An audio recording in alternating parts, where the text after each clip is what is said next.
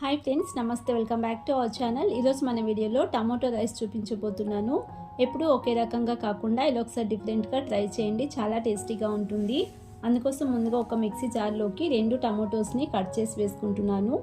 Next ఇందులోనే చిన్నగా cut చేసుకున్న ఉల్లిపాయ ముక్కలు, తర్వాత 10-12 వెల్లుల్లిపాయలు వేసుకుంటున్నాను.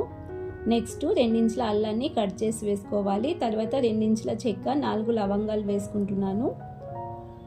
నెక్స్ట్ ఇందులోనే 1/2 టీ స్పూన్ సోంపు, 1/2 టీ స్పూన్ జీలకర్రని వేసుకోవాలి. సోంపు వేసుకోవడం వల్ల రైస్కి మంచి ఫ్లేవర్ వస్తుందండి, చాలా టేస్టీగా ఉంటుంది. తర్వాత కొంచెం వాటర్ని వేసుకుని స్మూత్ పేస్ట్లా గ్రైండ్ చేసి మసాలా తీసుకోవాలి.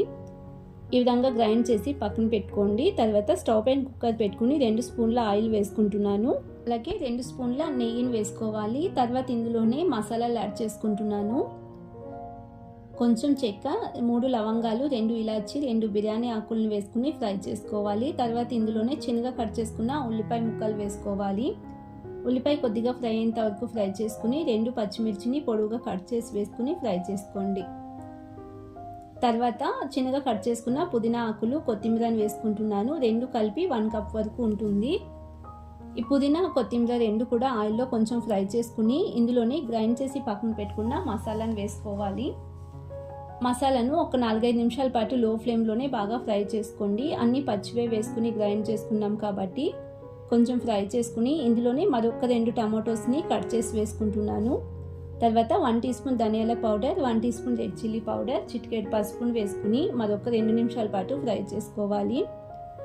టమాటో స్మూత్గా ఫ్రై అవ్వకూడదండి. టమాటో రైస్లో టమాటో మధ్యలో తగులుతూ ఉంటేనే టమాటో రైస్ చాలా టేస్టీగా ఉంటుంది.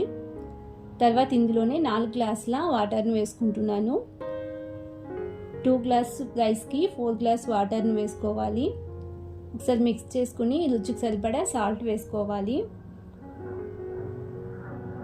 ఎసురు ఈ విధంగా మరుగుతూ ఉన్నప్పుడు మరొకసారి మిక్స్ చేసుకుని సాల్ట్ సరిపడిందో లేదో చెక్ చేసి కావాలనుకుంటే వేసుకోండి. నెక్స్ట్ ఇందులోనే 2 గ్లాసుల రైస్ని శుభ్రంగా కడిగి వేసుకోవాలి. మిక్స్ చేసి కుక్కర్ మూత పెట్టి 2 విజిల్ రానివ్వండి. 2 విజిల్ వచ్చిన తర్వాత కుక్కర్ ప్రెషర్ నార్మల్గా పోయిన తర్వాత ఓపెన్ చేసుకోవాలి. చూడండి, టమాటో రైస్ ఎంత చక్కగా వచ్చిందో, పొడిలాడుతూ చాలా టేస్టీగా ఉంటుందండి.